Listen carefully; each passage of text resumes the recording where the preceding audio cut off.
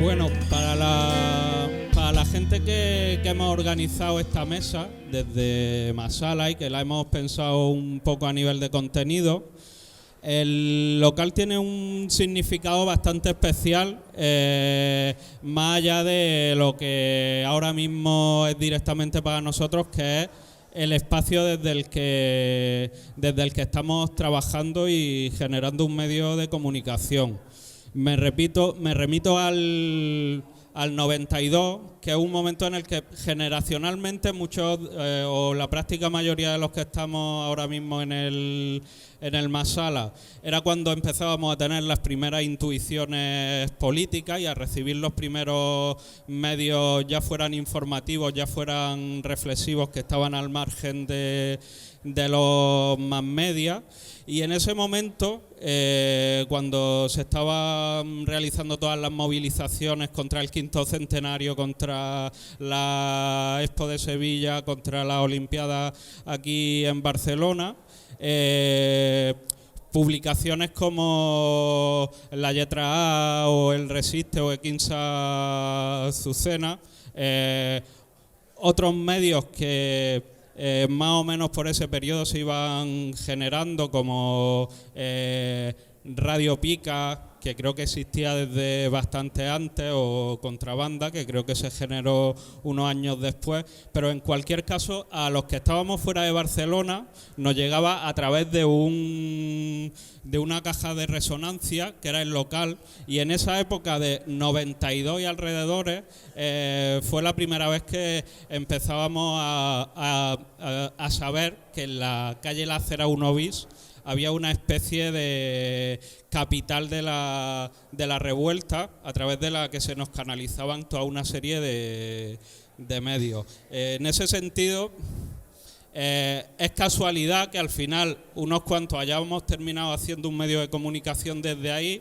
pero no es casual, porque tiene una lógica histórica, que es la lógica de la capacidad de resistencia que ha tenido un espacio como el local. Respecto a la mesa y respecto al fin de el debate que hemos organizado, me gustaría partir de un comentario que me hizo Albano, el de Café and Jet, el primer día que hablamos, que era: nosotros somos una revista de pueblo que de pronto todo el mundo nos llama para hablar de sanidad. En ese sentido, la coincidencia entre la gente que estamos aquí es gente que a nivel personal o colectivo estamos muy arraigados al terreno, haciendo una información desde lo que pasa en las calles que pisamos, pero que no hacemos una lectura localista de los acontecimientos. Y en ese sentido yo pienso que somos el contrapunto de la pretenciosidad con el que un diario como El País se llama diario global, cuando nosotros somos medios que asumimos el terreno en el que estamos, pero que hacemos una lectura global de lo que ocurre. Y dicho esto, bueno, os presento a la gente con la que vamos a intentar hablar de cómo hoy los medios de contrainformación han pasado a ser medios con una calidad que va en algunos casos mucho más allá de la calidad informativa de los medios convencionales, y en cualquier caso siempre más honesta y hoy en día consiguiendo un impacto mayor que el que se tenía hasta hace 3 días. Hablará la gente de la tele, que a nivel de movimientos sociales es un proyecto estratégico.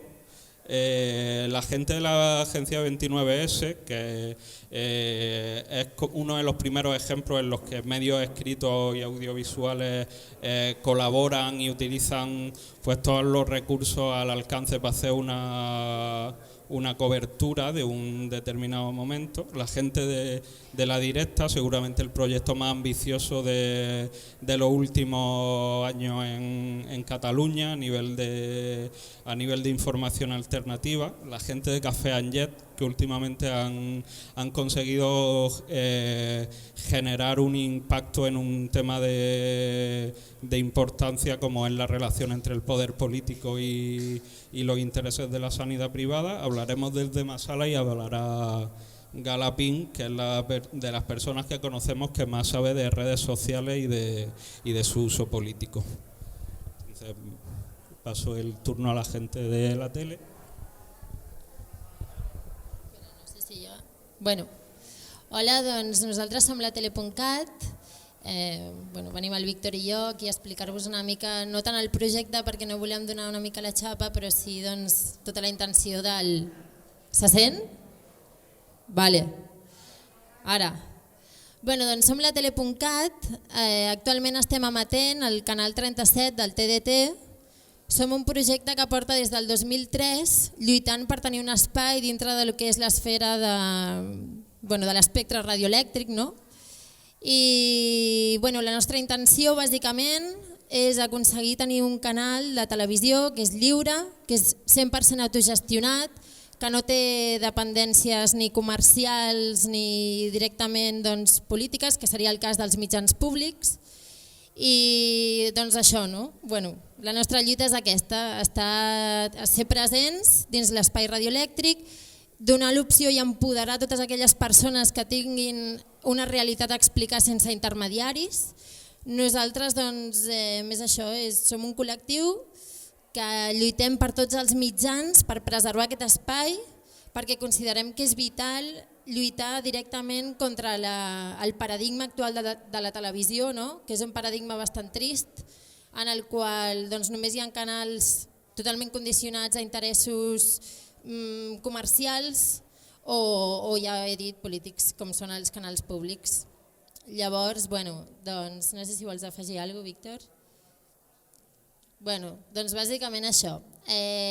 No estem emetent actualment, la freqüència no arriba a Sants, ens sap greu perquè l'antena no té aquesta capacitat, però continuem lluitant per arribar al màxim de barris i al màxim de llocs possibles i sobretot això, fer saber que som un canal obert d'expressió de tots els moviments socials perquè tinguin un espai reservat al TDT per poder explicar les lluites, els projectes d'una manera directa i funcionant d'una manera horitzontal i assembleària, que creiem que no hi ha cap altre canal de televisió que funcioni així. No sé si ara passem a un altre projecte o què.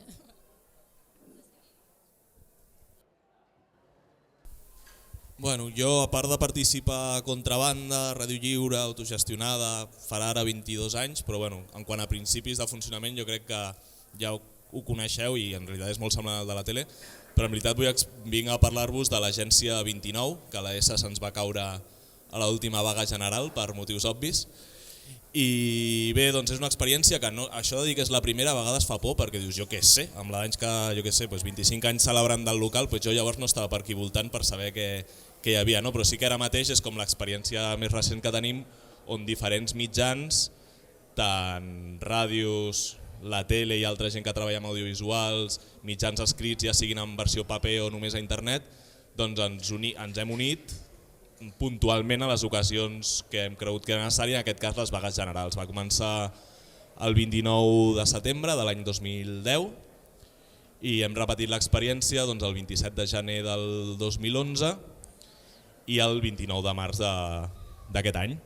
Llavors la idea és centralitzar en un mateix espai el treball que fem normalment en altres situacions, tots els mitjans, tant rebre informació del que passa fora, escriure-la i que això surti a internet i a les xarxes, a través dels nostres mitjans i a través de les xarxes socials, com també mantenir una emissió de 24 hores de ràdio a través de les ràdios lliures, en aquest cas Barcelona, i després per àmbit lingüístic dels països catalans, en funció ja de les realitats que hi havia en altres ciutats. N'hi havia que ens van punxar tota l'estona, n'hi ha que van fer connexions mentre no tenien informacions locals allà, parlant sobretot del País Valencià i de Mallorca.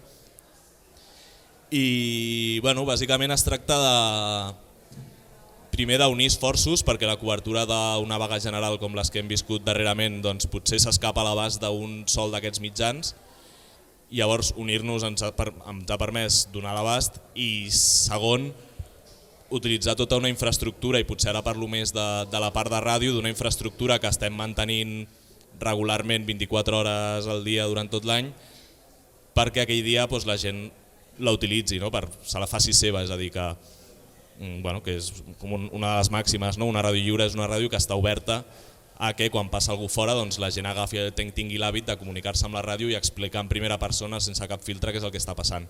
Jo crec que la idea una mica del debat, i per introduir temes de debat, és el perquè de l'existència de mitjans com la tele, com Contrabanda, com la Directa.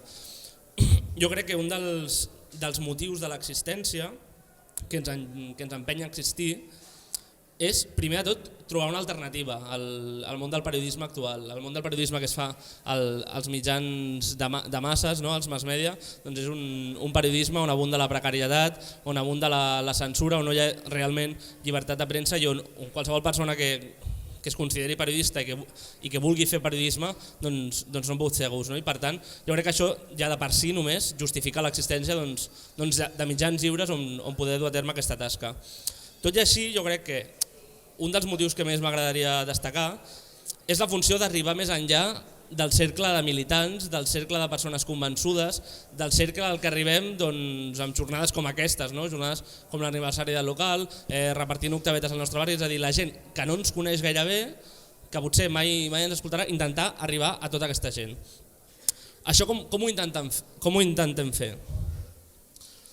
Primer, destapant merda, destapant tota la merda que trobem dins del poder, des de l'existència dels centres d'internaments per a estrangers, de la zona franca, de zapadores, etc. Destapant, per exemple, les converses entre els comandaments dels Mossos d'Esquadra durant el desallotjament de la plaça Catalunya, destapant casos de corrupció policial, de presumpta relació entre narcotraficants i policies, com és el cas Macedònia, destapant aquests fets, investigant i escarbant dins del poder, marcar l'agenda informativa i política del país, de manera que des dels moviments socials, que és des d'on nosaltres venim, la gent que fem aquest mitjà, puguem també dir la nostra i intervenir al debat social, des d'on se'ns intenta constantment, tant des de mitjans, des de partits, des del poder, aïllar-nos de manera sistemàtica. A vegades ho aconseguim, com ho vam aconseguir destapant les converses entre els comandaments dels Mossos, com vam aconseguir que el periòdico finalment parlés de l'existència dels centres d'internament estrangers, com vam aconseguir que s'acabés parlant als mitjans del cas Macedònia. I quan parlo en plural no parlo de la Directa, no parlo dels mitjans de comunicació, sinó que parlo de tots els moviments socials.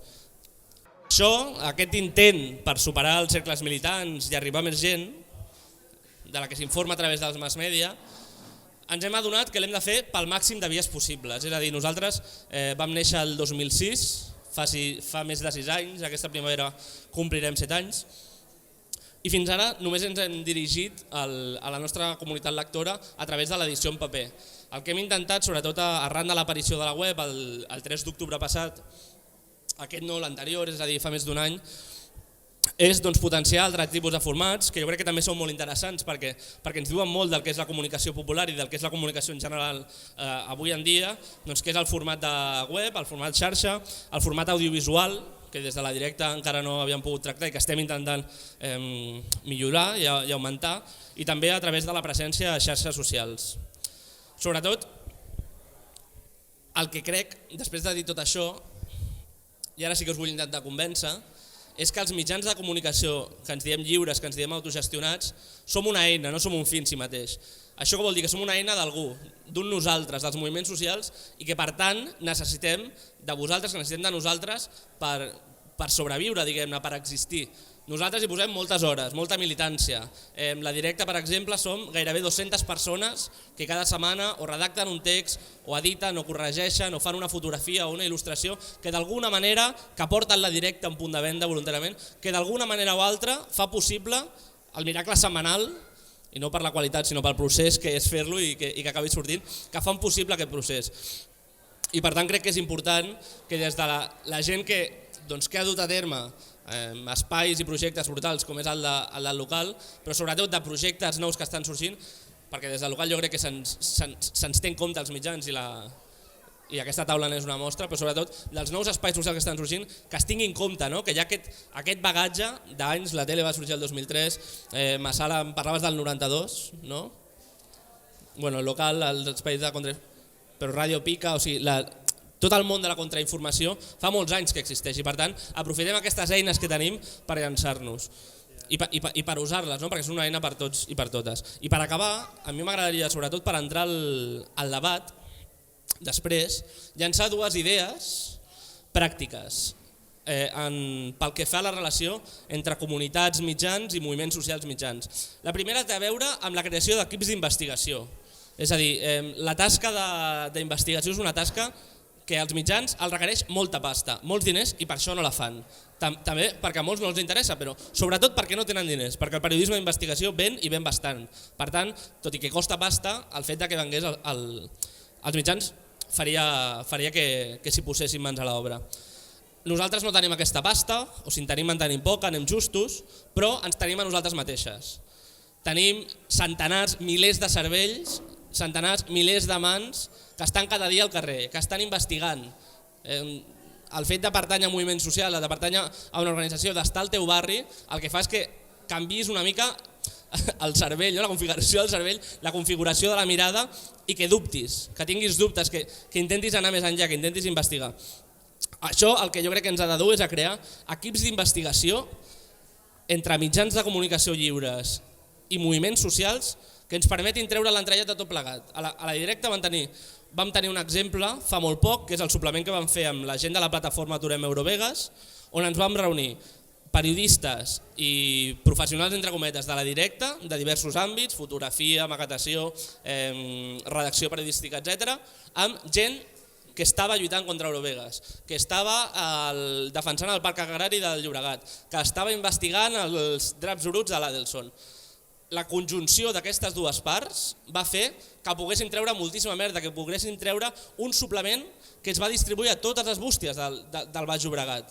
És a dir, jo crec que l'agència d'informació és un exemple, això és un exemple potser a més petita escala, però quan els dos àmbits van de la mà tenim molta potencialitat i podem arribar a molta més gent, no? I molt més lluny, inclús en el contingut. Bona tarda, jo sóc Albano. Jo i la Marta, que està aquí asseguda, fem el Cafè amb llet, que és aquesta revista, i si la mirem per darrere, crec que també serveix una mica per fer alguna reflexió. Compro oro i plata. Compro oro, plata, està plena de publi.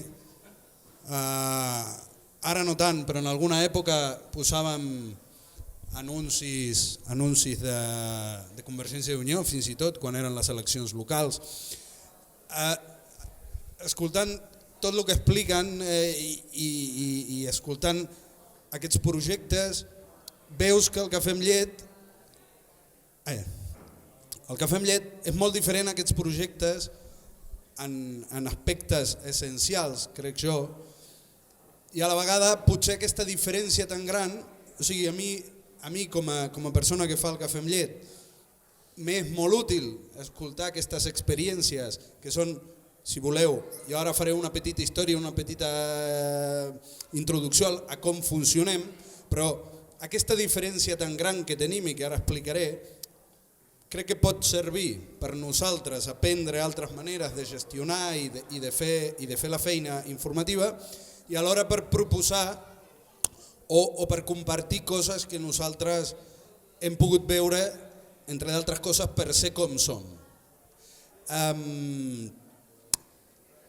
El Cafè amb llet va néixer fa 10 anys, en plena bombolla immobiliària, en una zona al sud de la província de Girona. És una zona, Blanes, Lloret, és una zona molt diferent a barris com Sants o barris com Gràcia, perquè tot i que sí que hi ha una xarxa social, hi ha un moviment associatiu, no és un moviment prou potent o prou fort o prou unit com per generar una proposta comunicativa potent com podria ser la directa a Barcelona. Llavors nosaltres vèiem que havia aquesta necessitat, però que la manera de portar-la o la manera que vam veure nosaltres de portar-la a terme era seguint una mica la lògica, no?, de la revista de poble, de la revista gratuïta, és a dir, financiant-se amb publicitat, sent una empresa com qualsevol altra. Ara mateix som jo i la Marta i una noia que ven publicitat. I llavors així va començar aquest projecte, no?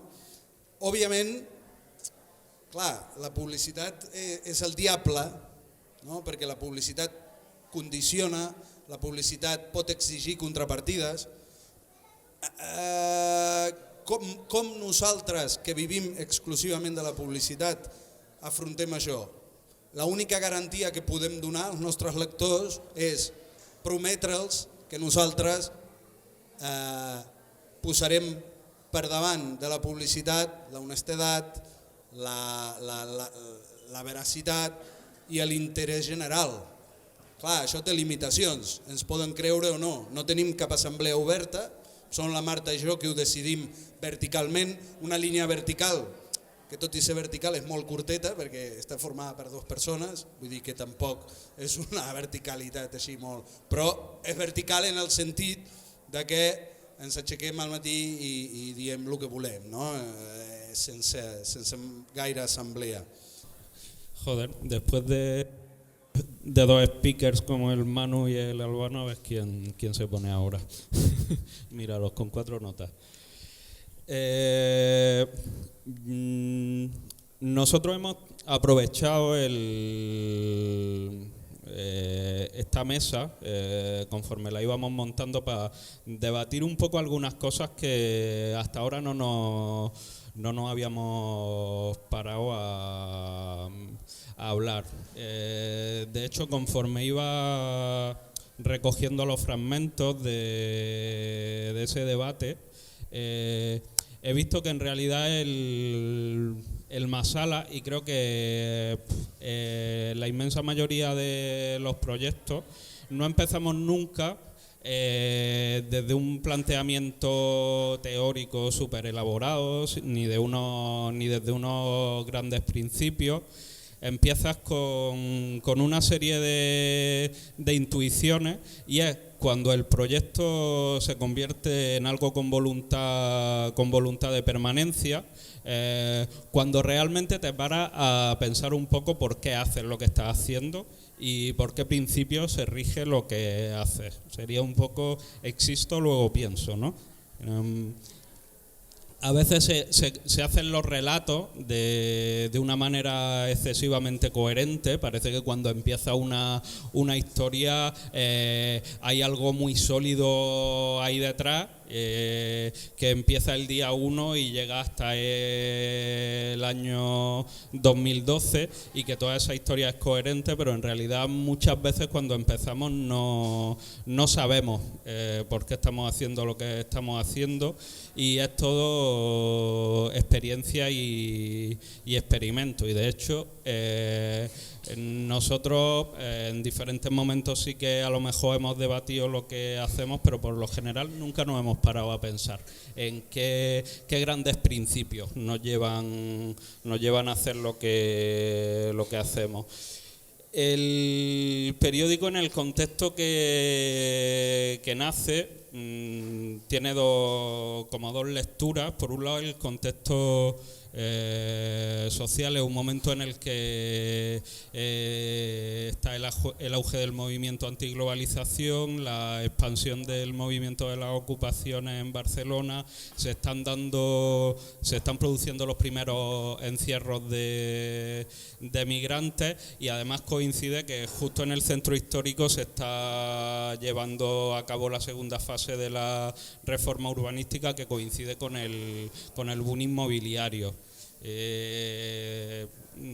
Dentro de ese caldo de cultivo hay como una necesidad inmediata de expresar una serie de que se puedan expresar una serie de espacios de disidencia que se están creando en aquellos momentos. Es un momento en el que nace aquí en Sants la Burcha, en el que nace, creo que un poquito antes, contrainfo, pero como decía, nace de una necesidad inmediata, de un deseo, pero no tampoco de una omniconciencia de la función que puede llegar a jugar la información alternativa. Es un buscar, y en muchos casos un buscar a ciegas, forma además de romper ciertos límites que ya en aquellos momentos veíamos que tenía un proyecto estrictamente de contrainformación.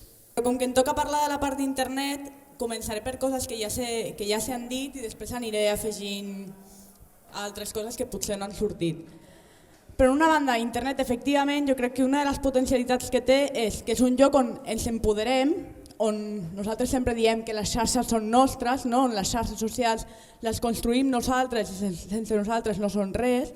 A més, és un espai completament d'horizontalitat, on evidentment hi ha una cosa que a mi personalment m'agrada molt, que és la meritocràcia, no? Si tu ets bo i la teva feina la fas bé, tens més reconeixement que d'altra gent, però aquesta horizontalitat és una cosa que ens ajuda molt a l'empoderament també col·lectiu, no? Aquest empoderament col·lectiu que en general també ens serveix, i jo crec que pensant en com construir la informació alternativa en l'actual context, no? Com es deia a la xarxa, es construeix amb aquesta comunitat, no? Aquesta interpel·lació que el Manu feia, nosaltres, no? A la directa és una eina, internet també és només una eina, però és una eina que construïm entre tots. I de fet, jo crec que una de les coses importants que s'ha de pensar a l'hora de construir informació en l'era digital és que el proveïdor de notícies ja no són els mitjans, sinó en general som aquesta comunitat que estem als mateixos moviments, no? En el cas de, bueno, jo, a banda de venir del barri d'internet, vinc del barri de la Barceloneta i contínuament estem a la xarxa volcant aquelles coses que fem, aquelles realitats que ens trobem i de fet, bueno, a mi hi ha una frase que m'agrada molt de Vicenç Partal que en temes de periodisme digital crec que fa molt bé, que ell diu jo m'aixeco al matí, és el director de VilaWeb, i diu jo m'aixeco al matí, miro Twitter i sé si em puc dutxar o si he de sortir corrents. O sigui, nosaltres ja no som els periodistes que sortim al carrer a buscar la notícia. En alguns casos sí, perquè hi ha notícies silenciades, però són notícies silenciades que també des d'altres moviments socials es treballen, però no és que si tu ets periodista ets l'únic que té la capacitat de transmetre una notícia, perquè a més amb internet tenim una cosa que amb l'agència 29S també es mostra, que és la immediatesa, és la transmissió la transmissió immediata d'allò que estem vivint. No? Crec que és molt més interessant treballar en com gravar i fer servir els mitjans audiovisuals que tenim a l'abast de tothom d'una manera segura, com fa People Witness, no? Com dir quin tipus de... No entrarem en el cas concret de People Witness, però vull dir que és molt més interessant explicar com fer servir bé l'eina que no deixar de fer-la servir, perquè llavors la farà servir gent que penjarà vídeos al YouTube com els que després han de reproduir la web dels Mossos. O sigui, fer més una tasca, si vols, didàctica o simplement de bones pràctiques. Per una altra banda, parlant d'internet i amb la idea de que les xarxes són nostres, alguna gent que estem molt a internet ens agrada molt parlar de l'espai postmediàtic, de l'era postmèdia i de l'espai postmèdia. L'altre dia a la plataforma Defensem el Portbell hi havia un participant que deia es que esto ha sido un fracaso mediático porque no hemos sido portada del país. I jo pensava, jo vull ser portada de Menéame, no vull ser portada del país, perquè arriba a molta més gent i a més el criteri, aquest enllaç que serveix, o sigui que és igual de bo el del país que el de cafè amb llet, fa que tingues una informació molt menys filtrada per grans interessos i això és molt important, a més en els temps que vivim. Aquí ja no li explico a ningú del que hi ha a la tol. Però sí que crec, i això, mira, aquí tinc posat periodisme d'investigació, que era una de les coses que volia treure. No, que com a mitjans, que a mi la paraula alternatiu no m'agrada, però com a mitjans que venen més del sector moviments socials o mitjans crítics, crec que una de les coses que sí que és important pensar i que a més internet també ens dona eines per fer-ho és què fem amb el periodisme d'investigació. A més en aquest territori en què vivim el periodisme d'investigació és bàsicament inexistent excepte en casos puntuals. Per mi a Ciutat Vella Massala és un referent, la directa seria un altre referent, no? Tenim l'exemple de Cafè amb llet, però és una forma de fer periodisme que està molt poc arraigada i que per una banda amb un bon periodisme de dades que no tant de notícies es pot començar a treballar més i vosaltres també sou un bon exemple per això, tant la directa com Cafè amb llet. També internet ens permet accedir a informació, demanar informació i construir una comunitat que ens pot ajudar a generar determinat tipus d'informació que fins ara no teníem aquestes habilitats. No, exacte. És el tema del finançament. Jo crec que sí que hi ha nous models de finançament que ens permet internet. La directa està fent un intent, VilaWeb està fent un altre intent. Crec que també és un espai més o menys nou pels mitjans i que llavors hem de jugar també un poc amb l'ensaio-error, no pensar que trobarem de cop la fórmula màgica i també pensar en que s'han de donar com les notícies, és cert que costen diners, però també és cert que a nosaltres ens beneficia que tothom tingui lliure accés a la informació. Llavors hem de pensar en altres formes d'aconseguir subscriptors o d'aconseguir finançament que no siga atracar bancs perquè encara és il·legal, però que no siga el que tu pugues llegir la notícia que acabo de penjar, perquè és... Sí, que no sigui privada o que no facis com el periòdico que penja les notícies el dia després d'haver-les publicades en paper, que a mi em sembla prou ridícul, la veritat. Era per no posar l'exemple. No, i per últim, per entrar al tema d'herència CIU, jo crec que és una molt bona idea. Nosaltres sempre diem que internet té memòria, internet tiene memoria. Jo en concret l'he perdido, però internet la tiene. I llavors està molt bé jugar amb aquesta comunitat per dir, sabem quines coses podem, quina herència ens està deixant CIU en un moment en el que a nivell de mass media està construint una hegemonia de que ells són els que tenen la raó i ens trauran de la crisi perquè amb la seva independència serem tots més lliures i més feliços. Llavors està bé trencar aquesta hegemonia de discurs que de fet és una de les coses que ens permet internet i que ens ha donat molta capacitat d'empoderament, sobretot després del 15M, no? Trencar l'hegemonia dels mass media.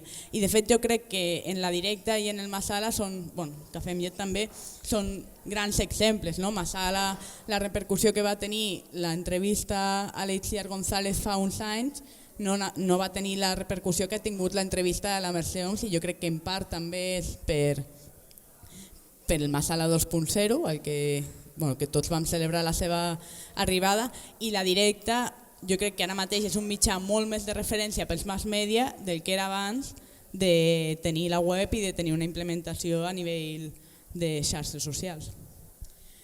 I dit això, només com a punt, és que jo crec que una de les coses boniques d'internet és que així com projectes que s'han citat aquí van començar sent projectes de contrainformació, ara mateix la contrainformació és l'ABC o és la raó. O sigui, quan parlem en l'espai postmèdia, quan parlem en Twitter, són ells els que tenen, el que han de construir la seva hegemonia perquè l'hegemonia la tenim nosaltres. I això és una cosa que dona molta esperança.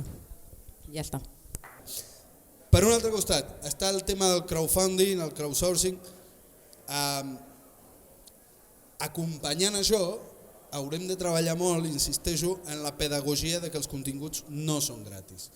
No són gratis i quan són gratis hi ha trampa. O hi ha trampa o perquè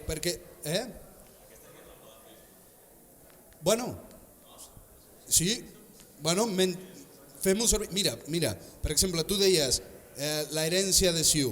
Òbviament s'han pogut recollir moltíssimes experiències en primera persona de gent que ara molt del que se compartia eren enllaços de mitjans.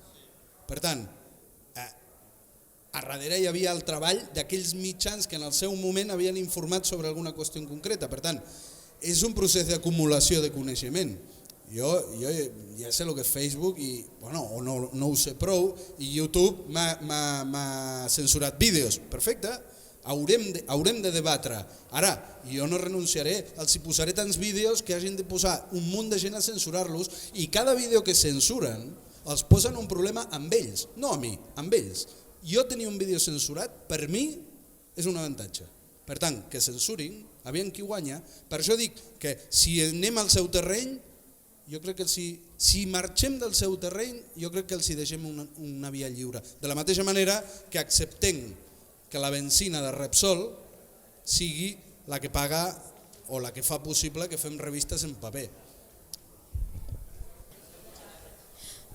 Vale, jo vaig molt ràpid, o sigui, debat Facebook, Twitter, propietaris no entro, però si ens posem així, el que volem que facin en open source és l'algoritme que fa servir Google, que és la veritable gran bèstia d'internet. Vull dir que no és la gran empresa, doncs volem que facin públic l'algoritme que fan servir per la búsqueda, igual que la Coca-Cola posi en open source la seva recepta. Vull dir que hi ha un problema per mi, que a més tu, Víctor, l'has dit, que és reduir internet a Facebook i Twitter perquè és on està tothom, però en realitat no són els grans, o sigui, Facebook sí, no són necessàriament els grans gegants d'internet a nivell de propietat. O sigui, segur que ningú no ens podem imaginar internet sense Google, o jo almenys no me'l puc imaginar ara mateix amb cap altre buscador, a no ser que siga Foofine per arxius i obres culturals. Per cert, foofine.com és un projecte software lliure de tecnologia P2P molt interessant que acaba de sortir.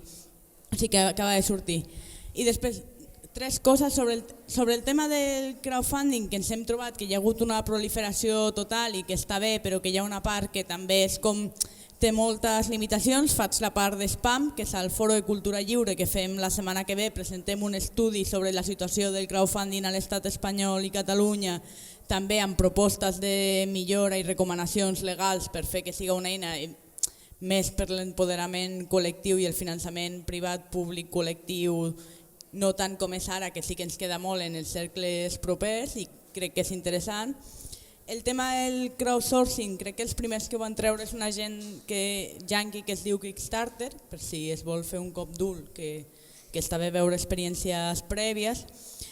I per últim, el tema dels intermediaris, crec que és, o sigui, que internet ens permet treballar sense intermediaris és molt important, més si tenim en compte que molts dels atacs que se fan a internet tenen l'excusa del copyright, i amb l'excusa del copyright que hi ha darrere són els grans lobbies de les indústries culturals, on aquí podem tenir les GAE, però als Estats Units podem tenir la Fox, la RIA i així, i aquests són els que sempre han treballat d'intermediaris, igual que, o sigui, per una banda és, nosaltres fem servir la paraula intermediaris per dir, perquè venim d'un determinat sector, que és el sector que s'està fent servir per intentar controlar internet, no? L'excusa del copyright i els artistes que es moren de gana, i per una altra banda, de cara al que podríem anomenar democràcia de xarxa, on ara mateix sí que considerem que el que tenim és una democràcia intermediada per una gent que està al Parlament i que podria, no sé, sí, que podria haver una democràcia directa amb tot el potencial que hi ha a la xarxa. Un parell de punts molt breus. Per mi, per l'esperit que té el mitjà del que jo vinc, que és la tele, la qüestió dels intermediaris és irrenunciable. És a dir, un intermediari no té sentit. I aquí estem arribant a coses fonamentals del que són models de comunicació. És a dir, una cosa és que jo puc parlar de les retallades de salut després d'haver-me enterat un dia o d'haver-me enterat d'haver fet un curro d'investigació de 7 anys. Però això no és que un sigui intermediari i l'altre no. El sentit d'intermediaris, com deien els zapatistes, és el rotllo de suplantar, que és el perill. L'intermediari en el món, i sobretot en el món comunicatiu que vivim, és el que suplanta, el que jo no tinc... Per què he de parlar jo de la salut si no me n'entero? Necessito un intermediari, algú que m'ho expliqui. I en aquest sentit, jo crec que fa falta gent que s'ocorri a l'hora d'investigar, d'explicar-ho bé, sobretot d'explicar-ho bé perquè normalment som uns passats, però no el concepte d'intermediari. I respecte al tema de Facebook, Twitter, jo crec que ningú ha parlat aquí de renunciar a això. O sigui, hi ha moltes lluites que ens han ensenyat a no renunciar a cap camp de combats. O sigui, no és o Twitter o N-1, és totes on puguis fer mal, allà vas. El problema és que de vegades O sigui, s'ha dit Twitter és nostre, Twitter no és nostre, fins que no em donin beneficis meu no és. Internet sí, Twitter no. És com, tu pots ocupar un camp i, com fan els jornalers o els sense terra de Brasil, però primer és fer fora a l'amo. O sigui, si el que fas és treballar gratis, no estàs removent res. Que ho pots fer instrumentalment perquè no sempre tenim totes les eines, però aquest creure'ns que els hi estem pobres, els hi ha sortit el tret per la culata, no semblen molt espantats. I també no oblidem que els mitjans de comunicació també tenen possibilitats de convertir trends tòpic quan vulguin. Em refereixo que no és el sentit de dir Twitter el que no s'ha de fer res ni amb Twitter ni amb Facebook ni en altres eines que hi hagi, sinó el sentit que no ens fem masses il·lusions que estem fent la revolució per ahí, perquè a més és que aquestes coses van tan ràpid que d'aquí 2 anys ja ni ens recordarem possiblement de Twitter i de Facebook. Ràpidament, simplement redundant el mateix, que el debat no és abandonemos Facebook, abandonemos Twitter, sinó ser conscients de que és important treballar o tenir presents o pensar que hem d'elaborar alternatives que no sabem si realment les arribarem a utilitzar algun dia, si no farà falta, si jo què sé, però que és necessari. I fins i tot en el nivell que, clar, si comparem amb el paper de les publicacions o al final l'electricitat que ve dels malditos hidrocarburos o de vandellós de centrals nuclears, és evident, no? Però com més anem ampliant aquest àmbit de coses on tenim capacitat de fer-ho a la nostra manera, així en un col·lectiu ampli de cooperativisme, d'autogestió, etc., jo crec que sempre s'ha de potenciar. Òbviament, això no vol dir que nos vayamos a vivir a una ermita, que seria ahora mismo la única alternativa, no? Però tenir presents, tenir sempre un peu a cada banda. Respecte a la capacitat de censura, volia explicar l'exemple del que va passar aquest any a l'entrega dels premis, no sé si són els Hugo o els Nebula, que són uns premis internacionals de ciència-ficció, el qual és molt irònic, i és que a part de novel·les premien sèries i pel·lis i tal, i tot això s'estava retransmetent per Bambuser, si no m'equivoco, o YouTube, no sé, alguna eina d'aquestes propietària que serveix per fer streaming. I quan estaven emetent un fragment d'una de les pel·lícules premiades, un robotet d'aquests que detecta infraccions d'internet ho va tallar, perquè òbviament aquell contingut tenia copyright, per tant la seva ordre de maquinita era tallar això. Si ho estan fent amb el copyright arribant a absurds d'aquest tipus, el dia que vulguin censurar d'altres maneres ho poden fer. Dependrà del seu interès, no de cap altra cosa. I després sobre el tema de la veracitat, que també, jo crec que també veiem aquí com 2 paradigmes de la informació, de potser a vegades com una llámale professionalització en un sentit de qualitat o d'especialització o d'etcètera, que jo crec que el que dona internet, i jo crec que l'exemple és la Wikipedia, no es tracta de trobar una font veraç a la que nosaltres concedem el 100% de la nostra confiança. Es tracta de canviar l'actitud, de dir qualsevol informació la poso en quarantena fins que jo críticament no sigui capaç de contrastar-la, de reflexionar-la, de no sé què.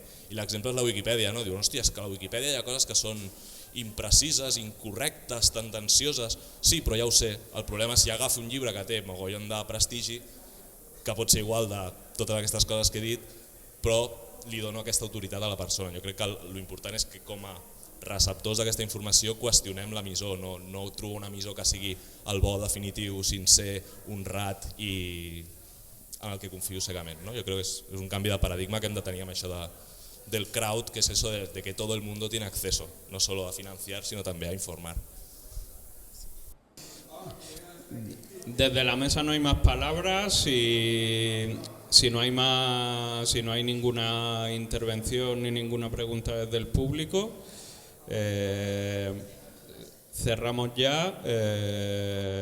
Muchas gracias por haber aguantado aquí todo el tirón, no sé cuánto tiempo llevamos, y nada, esperemos que de este debate, que en mi opinión ha sido bastante rico, pues salga un reforzamiento de los proyectos que estamos aquí, de los proyectos que están por crearse y por construir. Gracias.